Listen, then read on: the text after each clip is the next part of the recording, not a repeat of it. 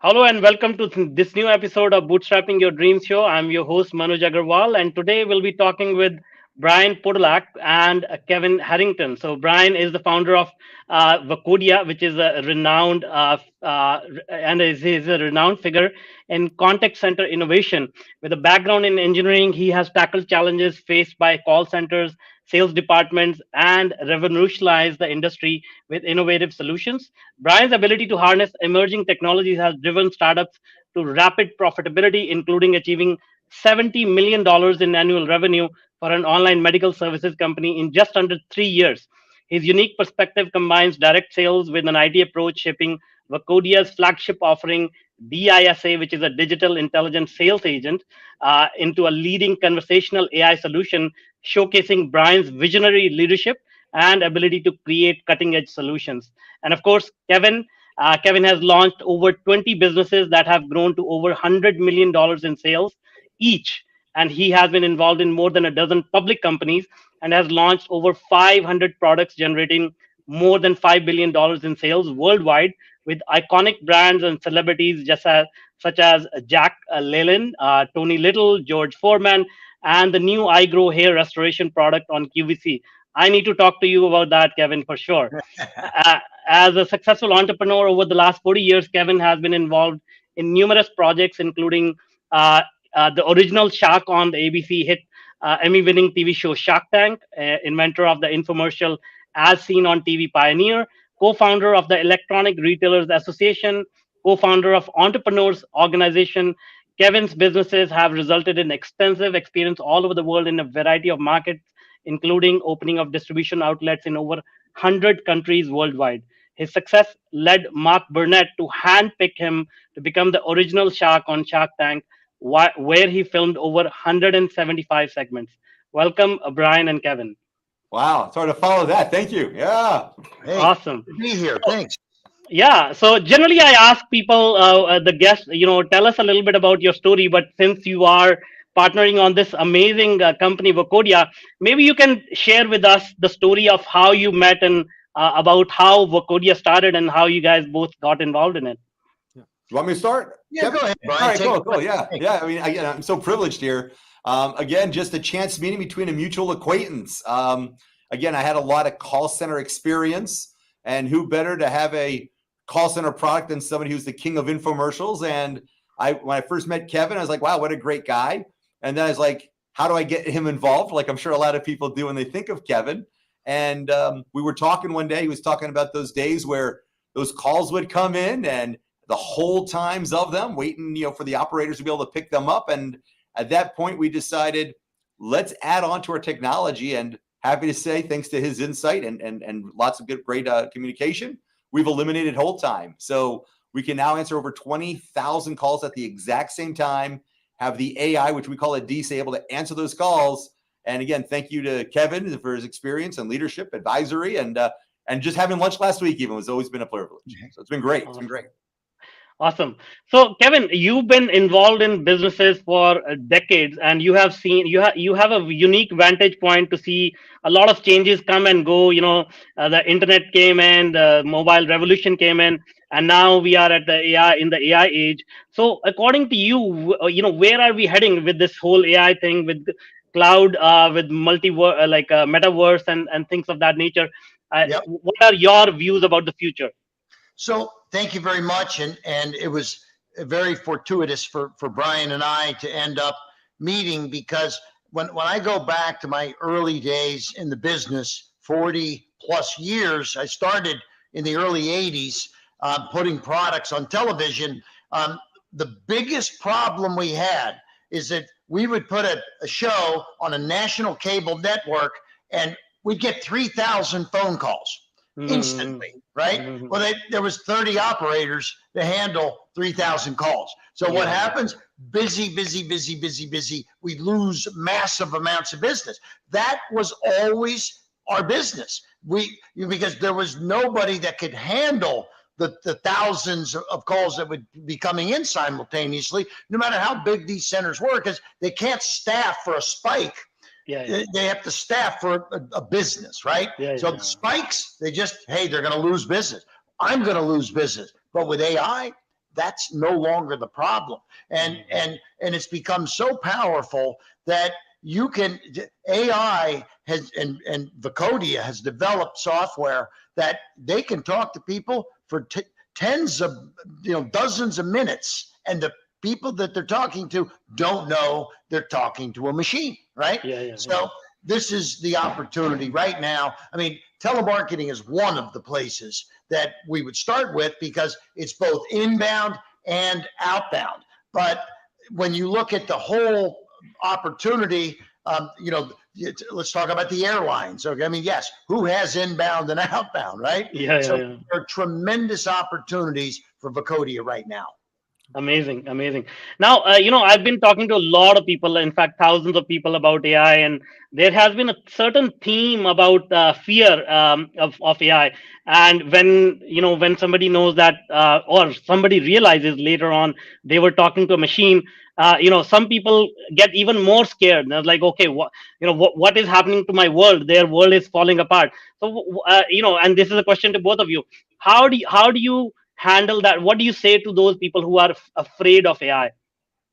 I mean, I'll jump in there real quick. I'll tell you, it's actually, we're finding the opposite. We believe to embrace it. Again, we believe we're the first ones to have a true humanized conversational AI. So it's very relaxing, very, it's not something that's threatening or scary. And in fact, in some of our collection agency pilots, what we're noticing, people would rather speak to an AI about their financial hardships they may be having than a human. So we're actually seeing the exact opposite. What would you rather do? Wait on hold for 3 hours and talk to somebody offshore with a spotty connection when they're talking like this the whole time? Or be picked up right away, have a virtual agent be able to assist you right away and get you through your day and go on? It's actually being embraced much more than means feared, at least in the verticals that we've been looking at. The thing that people do fear is losing their job, right? So, I mean, look, there's lots of telemarketers taking calls. There's lots of people on the inbound for the airlines, but the airlines are spending a tremendous amount of money to keep all those people on hold. I call the airlines, I'm on hold 20 minutes, 30 minutes, who knows how long, and that's costing them money to keep them on hold, right? And so, this is a very cool way for people to understand. Initially here, telemarketing is going to be a good start for us. But I'll say this: people say they're going to lose their jobs. Telemarketers generally, I mean, people that I know that get involved with telemarketing, it's such a churn. Very few people start in telemarketing, and 10 years later, they're still doing the same thing. These people come and they go in weeks and months, and AI, and so you've got employees that don't like to do what they're doing. They do it for a little bit, then they quit. So AI, they can't quit. They're going to keep going, and they can do tens of thousands of calls a minute. I mean, it's just it's endless.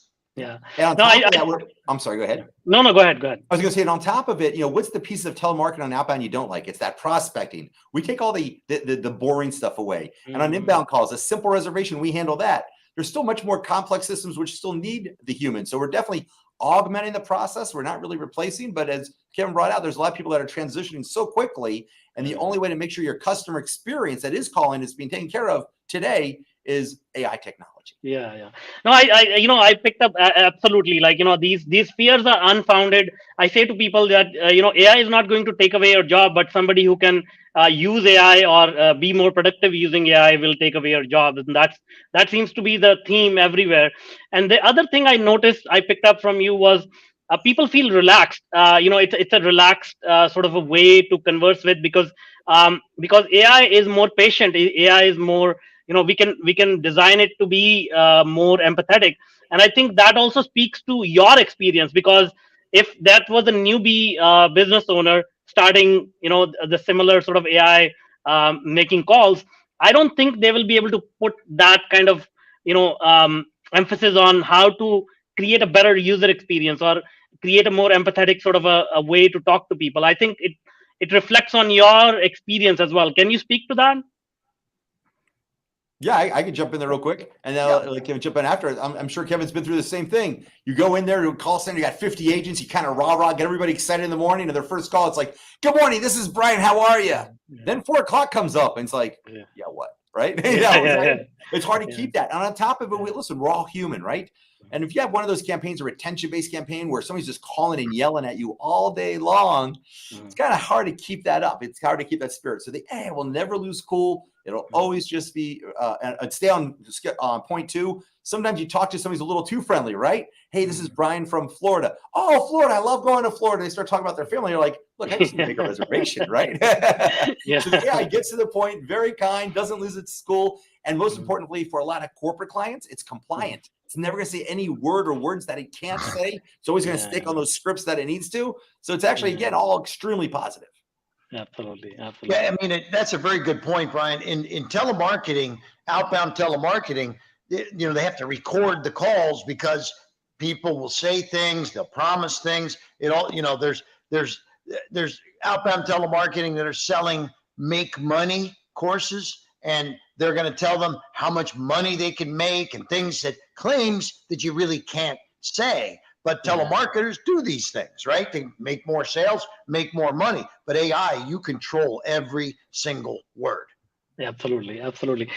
So diving a little bit deeper into this, how does it work? Like, does it receive the call and actually complete the whole transaction? Let's say if I want to book a plane ticket, or if I want to buy insurance, does AI take you all the way till the end of the transaction, or there is any human involved in this? So that's a good point. So on something like health insurance, you have some regulatory licensing issues where the AI can only take the call thus so far. But again, that's based on regulations today, which may adjust in the future. We don't know. However, on something like an airline ticket, we can take the entire system. But here's a great thing. When you call them, what happens? Usually you have a press 1 for sales, 2 for customer service. With the AI, we start off, this is Brian, how may I help you? It's a flat system. I need sales. I need customer service. I need to change a reservation. It doesn't matter. It's somewhere going through these trees that are so frustrating. And how many times have you done that? Sales, customer service, business, and then you're in the wrong department. They have to transfer you anyway, right? The AI, we answer the phone, detect the language real time, and able to respond right away and start assisting the customer right away. A much better customer experience. Absolutely. Thank you, Kevin, for that idea, by the way. Yeah. Do you have anything else to add, Kevin, to this question? No, I think Brian's he runs the centers, and he's the best suited for that one. But yeah, it's good. Okay. Good answer. Great. So, being a technology geek myself, being in AI myself, I want to know, like, what took that long to bring this innovation to life? Because IP phones have existed for a while, AI has existed for a while, and I'm sure there were a lot of technical challenges. Can you share with us, like, some of the biggest challenges you had to overcome to make this happen? The 3 L's. Latency. It was challenging when Jimmy and I, my co-founder, first started this, and I was right before COVID. I was like, Jimmy, listen, we don't have to build any technology. We'll just grab some off-the-shelf software, some RASA, some Dialogflow. We'll plug it together, drop it in Twilio, and off we go. And the calls were horrendous. Even when we had the basic AIs, there was just so much latency attaching to a VoIP system, and then all the complexities of making calls, setting dispositions, time of day rules, etc. And that's why we said, hey, we're in this far. We better build and own our own phone system, for lack of a better term. So we built our own switch, a proprietary switch, which is based on some pieces that were already out there, but probably, I don't know, 60% is proprietary, with, for the sake of this conversation, more business and technical caching type systems to get that latency. It's not a humanized conversation if you say hello and there's 3 seconds for a response. And at the same time, I wanted to be, if I said, hello, how are you? And Kevin replied, I'm good, how are you? I wanted the AI to say, I'm great, thank you for asking. Extremely humanized. So the humanization took some time. For example, even when you say, can you repeat that? No human repeats things exactly the same, right? You see it in chatbots, right? Copy and paste. No, so it's like, hi, how you do? So if I said, how old are you today? And you replied, why are you calling me? And I said, I got your name from somebody in the list. So by the way, how are you today? Right? Like a human would do. That was challenging, but really the latency. To this day, I believe we're still the only AI company able to accomplish outbound phone calls with AI. Mhm. Nice, nice. Yeah, I mean, latency, as we have seen in some comedy sci-fi movies, like if a robot doesn't respond, the conversation becomes really, really weird. So that must have been a real breakthrough. But also coming from a startup background, working on some instrumental technologies, like what were the some of the moments where things didn't work? Like I'm sure you have your up days and you have your down days, and I'm sure there have been moments when things didn't look really good, or you had challenges where technology was not working, you were not able to find people, or like so many things. Startups are chaotic places. So Yeah. can you share with us some stories of that kind of a challenge you overcome and inspire some other startup founders who may be in the audience? Yeah, Kevin, you have a couple you want to throw out, or you want me to go Well, first? go ahead. I think he's asking you the development of Oh Vocodia. yeah, I'll be more than happy to. So I don't know if we only have enough time. Let me tell you the challenge we had. Staffing was very hard in the beginning, trying to find quote unquote good engineers who understand .NET. And when you're developing a new technology, we have a proprietary brain, and the way our company process conversations, everything you read about processing conversation and intents, that's not how we work. We work totally different, which is part of the reason we have our speed. Now, again, our AI is built to be in sales enablement, customer service.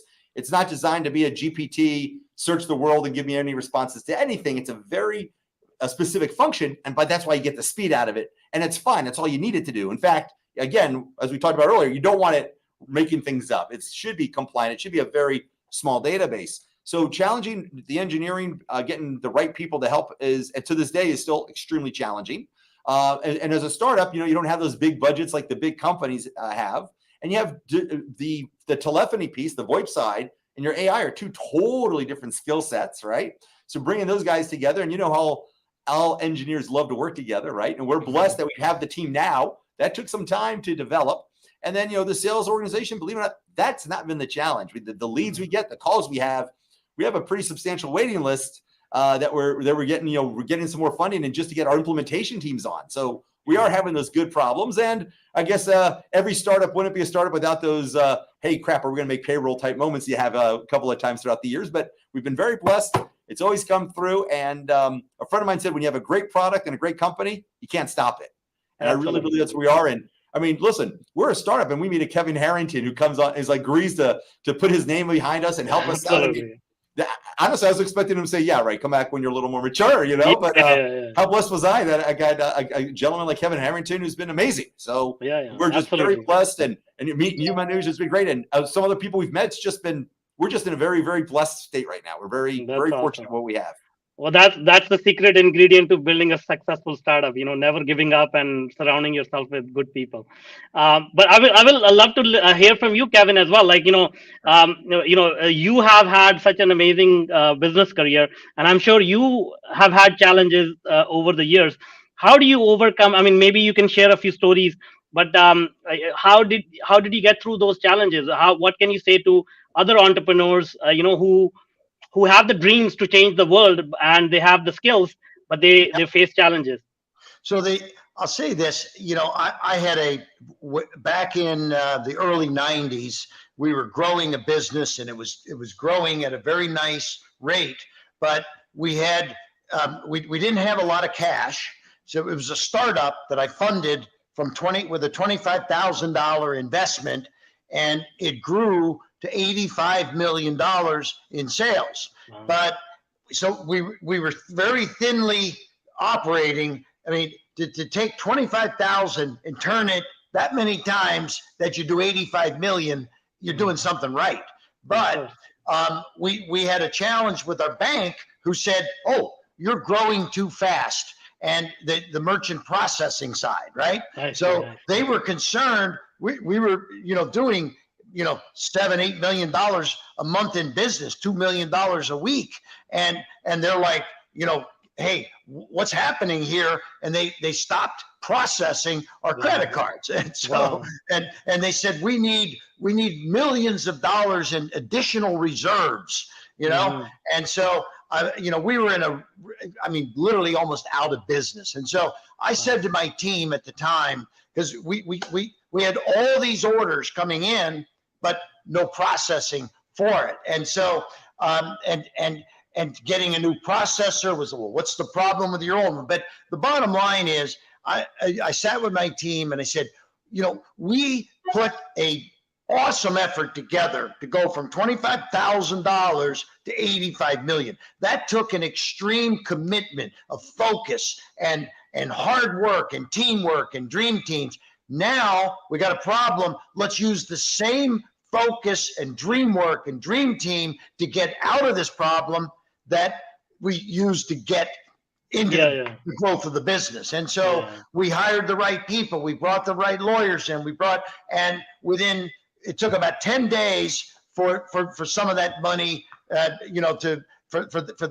they actually had grabbed some of our capital in the process to hold for additional reserve. And within about 10 days, we ended up getting some of that back and ended up working through the mess. But the bottom line is, as Brian's talking about here, startups, it's like, hey, are we going to make payroll? Well, we were in a situation where for 2 weeks we couldn't make payroll because the bank had grabbed our money, but it only lasted 2 weeks. We came out of it and solved the problem, but it's that intense focus that we put into solving the problem instead of just like, oh, what are we going to do? No, let's get all the experts in, all the right minds that helped us build this $85 million business to get out of this, what we considered a small problem. Absolutely. Long 2 weeks, huh, Kevin? Yes. Oh, yeah. It wasn't just payroll. It was inventory. It was media. It was everything we needed to operate our bususiness. Yeah. I think that's your next book, Kevin, The Long 2 Weeks, because I think all entrepreneurs have had those times where those 2 weeks went really slow. Yeah. I was just gonna say that's the fun in the entrepreneur's life, like those few weeks. So, Kevin, I want to ask a follow-up question. You were the original Shark Tank on Shark on the Shark Tank. What kind of changes have you seen in the quality of thinking, quality of products and services entrepreneurs are coming up with? A lot has changed in the last few years. So what is your observation? Are people I have learned so much from Shark Tank myself, things that I never thought about. And, the questions that sharks ask, you wonder, okay, how will I answer that question? But from your perspective, what changes have you seen in the quality of entrepreneurship and the level of their thinking? So in the early years, I was in the early seasons. So it was a new concept, Shark Tank. In fact, when I was first filming, the show had never aired because we had to film to put the pilot to get it on the air. And people would say, what is Shark? You're on some kind of a show called Shark Tank? Is that a fishing show on Discovery Channel, or what is that? Right? I said, no, it's a business show. Well, so in the first seasons, they actually took a 10% equity in your business just to get on the show, whether you got a deal or not. So I'll never forget, there was these big, good quality deals were coming to Shark Tank, and then they bailed because they get a 27-page document that said, just to get on the show, we're going to take 10% equity. Now, if you got a $5 million business, are you going to give 10% of it away just for an appearance on a TV show, whether you get a deal or not? So what happened is all the good deals were running in the first seasons, and we didn't even realize this as sharks. We're just taking the pitches, and we're like, Mark Burnett would come down and say, hey, we shot 6 segments, but nobody did anything. What's going on? This is not good TV. And we were like, well, Mark, let me ask you a question. Would you have invested your money in any one of those 6? So that was the problem in the early days. But the deals, once they did away with taking that equity, now they started getting big companies, bigger projects, more exciting projects. Also, they started bringing celebrity sharks on. So, you got Kevin Hart and Richard Branson and Kendra Scott. I just saw, it's funny, I was watching last night, Kendra Scott on CNBC. So Shark Tank runs over and over every single day on CNBC, all the reruns, which makes it very, very powerful and exciting. But the quality of the products have increased tremendously.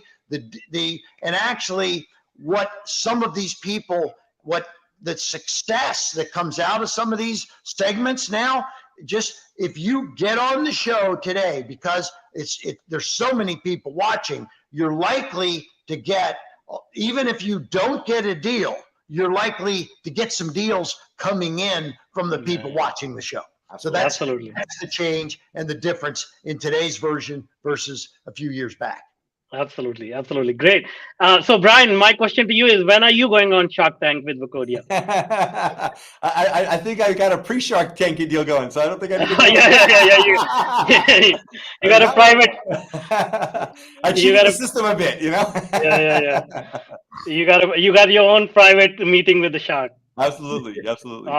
Awesome. So, now let us one of the last questions I ask is mentors. Like, we never get to a place where we are in our life on ourselves. Like, we need help, we need coaches, we need mentors.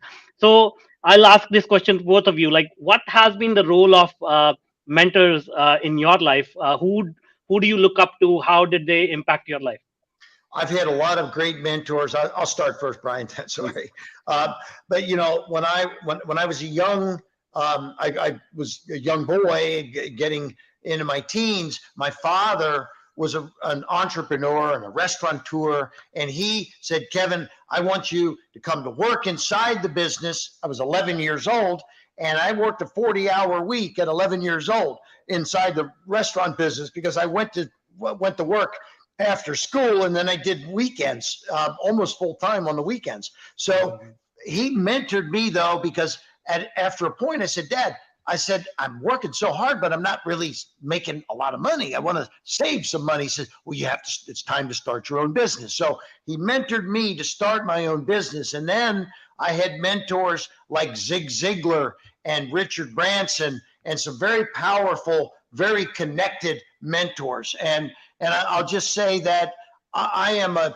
100% believer that we all have great vision and entrepreneurs, and we want to start a business and get going, but we all need help. We have certain skill sets. I'm good in marketing and sales and all of that, but I'm not great in operations and finance. So, mentors help provide me information and even how to hire the right chief financial officer. I was a marketing guy. I didn't even know how to get the right CFO until I got mentoring from people like the Zig Ziglars and my father and the Richard Bransons of the world. Awesome. That's great. And I know you have to drop off at the top of the now, but it was great hanging out with you guys, and I'm excited to be a partner in Vocodia. Brian's done an awesome job, and I'm going to sign off now, but I'm going to give 2 thumbs up. Can you see my 2 thumbs? There we go. Yeah. Thumbs up. All right, there we go. Thank you, guys. Thank you. Thanks. Thanks.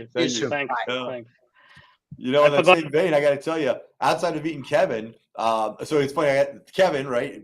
Godfather or father of the infomercial, depending on how you want to look at it. One of the books I enjoyed reading as a kid, learning about sales, was a book by a guy named Ben Gay, The Closers, right? I'm not familiar with him. And as this company starts, I was like, hey, I'm going to read that book again. So I jumped on Amazon, got another copy, and his business card was in the book. And I'm like, what? Can I just call Ben Gay? No. And well, he took my call. We've had a great conversation. In fact, I have another call with him today at 5:00. Nice. He's become an advisor to us. So one of my heroes, or somebody I looked up to, and other people here in the company who've looked up to him, is now an advisor in our company. I mean, arguably started one of the first call centers. And by the way, you want to talk about Zig Ziglar stories? I mean, you can just sit back and listen to Ben talk for like 5 hours. It's such a pleasure I have to talk to these people. So it's funny. Some of the people I looked up to read a book. Never in a million years, would I think I'd be even have a chance to meet them. But also to have them involved with our company. It's again, I'm just I can't express how privileged we are and blessed. Yeah. We are. Yeah, I think once you start getting into that zone of your genius, and you things how things unfold, and the kind of people you meet, and how they collaborate, it's just like a beautiful puzzle coming together, isn't it? 100%. And then, of course, can't forget dad. My dad, growing up, I know, like most kids, we don't know what we want to do. I grew up wanting to build roller coasters and thrill rides. That's what I was drew, and went to school for robotic engineering and mechanical engineering. And I thought that's what I was going to do, and, shifted off a little bit afterwards. But my dad said, Brian, I don't care what you do. He goes, you clean toilets. He goes, you can work at a, I goes, I don't care what you do, but whatever you do, just be the best at it. And that's what better advice than that in anything, right? Just be the best at whatever you want to do. And he didn't care, he didn't care. I mean, he cared, obviously, I can make a living, but he just always gave me that advice and make sure he said that over and over again. And that's nice. That's very, very important advice for sure. Now, one question I have in mind is, again, coming from a different country in India, so English is my second language. What are your ambitions to go international with Vocodia? So I'm in a funky spot here where I'm in a kind of a no speak about certain things area, but we definitely have international plans. Okay. There is actual pilots being planned right now in Mexico and the Dominican Republic. Oh, the very Mexico cool. ones will probably be the most near coming, and I just can't go into detail about that. Yeah. But our voice cloning, we are able to clone with the Mexican presidential candidate we were dealing with. We're able to clone their voice, including the accent, and that was tricky. Cloning English with Americans, shall we say, or even Europeans, there's different accents. It's very challenging, and even on our French cloning, it's good. But a great friend of ours, Bob Pellerin, just put out a good book. Good friend of mine, another mentor. Bob, he said, "Hey, Brian, clone me," and he's from Quebec, so he gave me some verbiage. We cloned him. He goes, "Hey, Brian, there's a problem. I played the recording for my parents, and they said, 'When did you move to France?'" So those dialects are sometimes tricky, but yeah. But we definitely have some international plans, but we're probably going to spend the next 6 months focusing here in the United States and just really kind of fine tune the process of the implementation of the technology. It's still brand new. These pilots sometimes take a little longer, not because of us, the clients, or both, whatever it is. So we just want to get these first 6 or 7 up, running, revenue producing to where we want them to do. And then from 7 to 70 goes a lot quicker. And then I think we'll really push internationally. But from my experience in living in Costa Rica and dealing with international call centers, there's definitely a lot of opportunity. Yeah. No, that's great. Well, thank you so much for being with us, sharing your vision, telling us about this amazing company, Vocodia, which is already very successful. I wish you all the success. And, this is also, as I was saying before the interview, one of the ways to showcase to the world how AI can be so effective, because a lot of people, even if they are able to overcome their fear, they don't know where to start, what kind of help AI can provide. And this is a real world, revenue producing profitable implementation of AI, which not a lot of people can say about. So congratulations on all the success, and thank you for your time today. Thank you so much. I appreciate it. A little shout out to my sons, Gage Ty, and of course, my wife. Love you, babe. Awesome. Great. Thank you. Thank you. By the way, before I let you go, how can people connect with you if they want to learn more about you and they want to just learn about Vocodia? Vocodia.com. We have a great YouTube channel. You can actually see some live presentations, some conversations we had with Kevin. He actually was kind enough to do some recordings and actually explain how the DISA technology works. But Vocodia.com, we got a forum there, and find me on LinkedIn, jump on the YouTube channel, check out some videos, and let's rock and roll. Have some fun. Awesome. We'll put those links in the show notes so that people can reach out easily. Thank you so much. Great. Thank you so much. Thank you. Bye-bye.